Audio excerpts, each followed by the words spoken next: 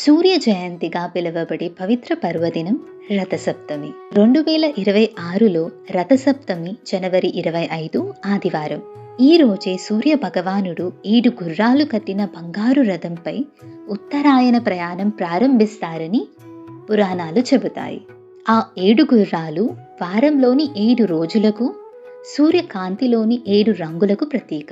ఈ రోజు ఉదయం 6:38 నుంచి 11 గంటలలోపు సూర్యుణ్ణి ఆరాధించడం ఎంతో శుభకరం.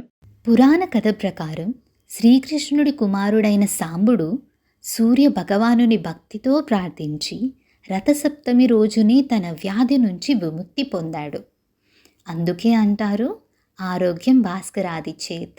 జిల్లేడు ఆకులతో స్నానం, సూర్యరశ్మిలో పరమాన్న నైవేద్యం ఈ రోజున విశేష ఫలితాన్నిస్తాయి. సూర్యుడి కృపతో మీకు ఆరోగ్యం, ఆయుష్, శుభం కలగాలని కోరుకుంటూ అందరికీ రథసప్తమి శుభాకాంక్షలు.